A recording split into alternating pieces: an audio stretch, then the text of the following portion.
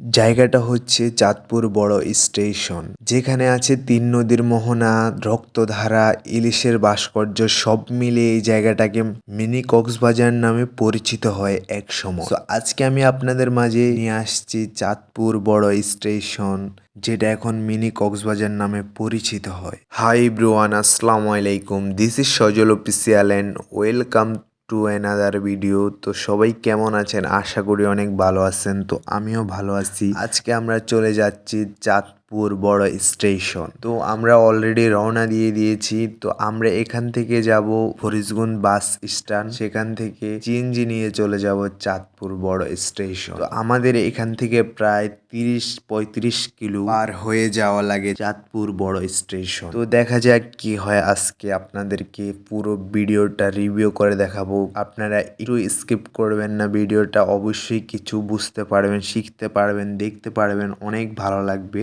ততক্ষণ পর্যন্ত আপনারা পাশেই থাকবেন, সঙ্গেই থাকবেন। সো গাইস, ফাইনালি আমি চলে আসছি মিনি কক্সবাজার। গেটের ভিতরে ঢুকলেই দেখবেন প্রথমে ইলিশের ভাস্কর্য, যেটাকে পুরো বাংলাদেশ ইলিশের বাড়ি চাঁদপুর নামেই চিনে।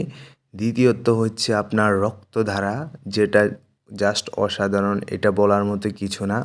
তৃতীয়ত তিন নদীর মোহনা, সবুজ শ্যামল ঘেরা এবং মানুষের আনাগোনা সব মিলিয়ে জাস্ট অসাধারণ এই মিনি কক্সবাজারটা। আর এখানে বিকেলের দিকে মানুষের অনেক আনাগোনা, অনেক সুন্দর, প্রচুর পরিমাণ মানুষ সব দিক দিয়ে এই জায়গাটা ফুটে তুলেছে মিনি কক্সবাজার হিসেবে। তো আপনারা আসতে পারেন, ঘুরে যেতে পারেন, জাস্ট অসাধারণ এই জায়গাটা।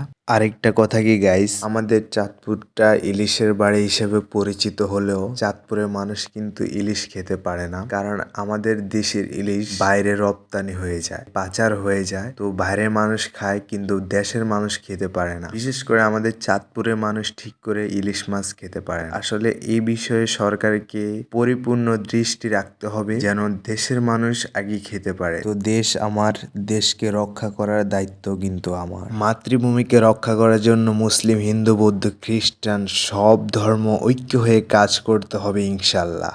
আমরা দেখতেছেন গাইস, অনেক চিল করতেছি, মজা করতেছি, আনন্দ করতেছি, ঘোরাফেরা চলতেছে আমাদের পুরো ফুল টিম নিয়ে আমরা ঘোরাফেরা করতেছি। তো অবশ্যই আমার ভিডিওটা ভালো লাগলে অবশ্যই একটা লাইক করে দেবেন।